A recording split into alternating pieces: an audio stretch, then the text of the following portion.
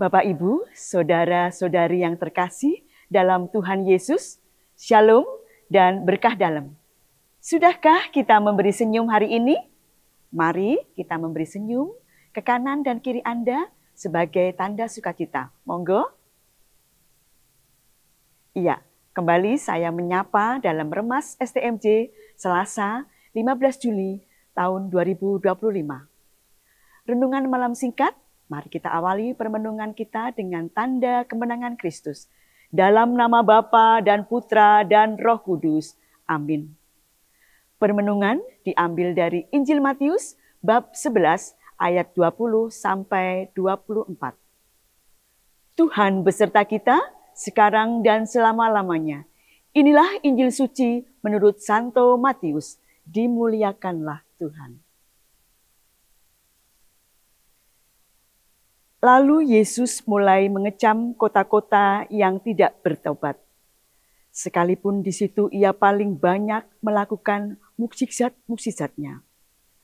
Celakalah engkau Korazim, celakalah engkau Betsaida, karena jika di Tirus dan di Sidon terjadi mukjizat-mukjizat yang telah terjadi di tengah-tengah kamu, sudah lama mereka bertobat dan berkabung. Tetapi aku berkata kepadamu, pada hari penghakiman, tanggungan Tirus dan Sidon akan lebih ringan daripada tanggunganmu. Dan engkau Kapernaum, apakah engkau akan dinaikkan sampai ke langit?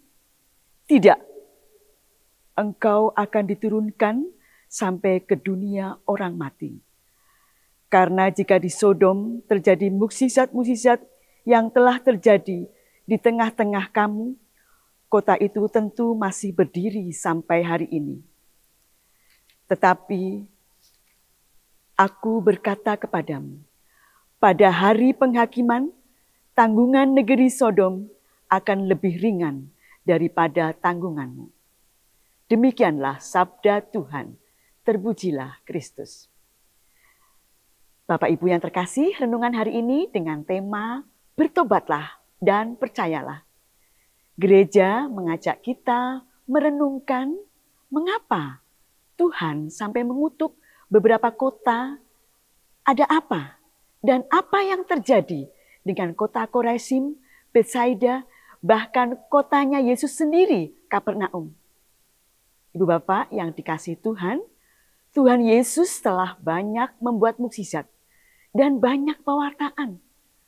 Mereka bisa merasakan dan mengalami kebaikan Tuhan. Orang sakit disembuhkan, orang buta bisa melihat, orang kusta ditahirkan. Tetapi apa yang terjadi? Mereka tidak bisa menangkap bahwa kehadiran Tuhan sungguh nyata. Tidak pernah melihat bahwa di balik mukjizat dan perwataannya, Sang Sabda yang penuh kuasa ada Allah. Tindakan kasih Yesus di tengah hidup manusia melalui mukjizat, penyembuhan adalah tanda kerajaan Allah menyelamatkan manusia. Kecaman Yesus terhadap kota Korazim dan Betsaida, dan terutama kota Kapernaum, pusat pelayanan dan tempat banyak mukjizat yang dilakukan Yesus.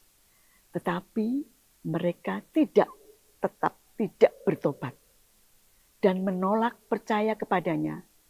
Celakalah engkau, siapa yang dikecam, Bapak Ibu yang terkasih. Ayat 20 memberi penjelasan, mereka yang tidak melakukan pertobatan. Jadi bacaan hari ini mengajak kita untuk merefleksikan hidup yang telah kita terima dari Allah. Banyak orang lebih menginginkan mukjizat, namun tidak memandang siapa yang membuat mukjizat. Kita selalu menginginkan berkat, namun menolak percaya kepada pemberi berkat. Kecaman ini menjadi tanda bahwa orang hanya takjub dan heran pada setiap mukjizat Yesus, namun kurang mampu melihat dan menerima sumber dari kebaikan itu dengan melakukan pertobatan dan percaya dengan sungguh hati. Dan Yesus telah mempersembahkan hidupnya untuk kebaikan manusia. Yesus menginginkan manusia percaya dan kembali dalam kesatuan dengan Allah. Kecaman Yesus kepada Korazim, Betsaida, dan Kapernaum bagi kita umat beriman bagian untuk terus mengalami pertobatan. Karena pertobatan adalah bagian dari keselamatan. Kecaman Yesus adalah undangan untuk bertobat. Bapak, Ibu, dan anak muda, dalam hidup kita sudah banyak mukjizat yang kita terima dari Allah secara cuma-cuma. Namun, kita sering lupa bahwa segalanya berasal dari kebaikan Tuhan. Hidup ini adalah anugerah Tuhan yang harus kita syukuri. Dan kita harus percaya akan kasih dan karunia Tuhan. Dan senantiasa melaksanakan semangat Kristus yang mempersembahkan hidupnya kepada Bapa sebagai pola kehidupan kita di tengah dunia ini. Oleh karena itu, karena hidup yang telah kita terima, janganlah kita simpan untuk diri sendiri. Melainkan kita bagikan hidup itu secara terus-menerus kepada sesama sebagai ungkapan ikut ambil bagian dalam perutusan Yesus. Yakni demi keselamatan semua orang, mari kita memuliakan Tuhan yang telah memberi kita nafas, kesehatan, kekuatan untuk berjuang dalam hidup kita dengan mendengarkan sabdanya, melaksanakannya dengan sukacita. Dalam perjalanan penuh pengharapan ini, mari selagi masih ada waktu, terus gercep, berbuat baik dan berbuah, dan buahnya sungguh terus dirasakan oleh orang-orang di sekitar kita.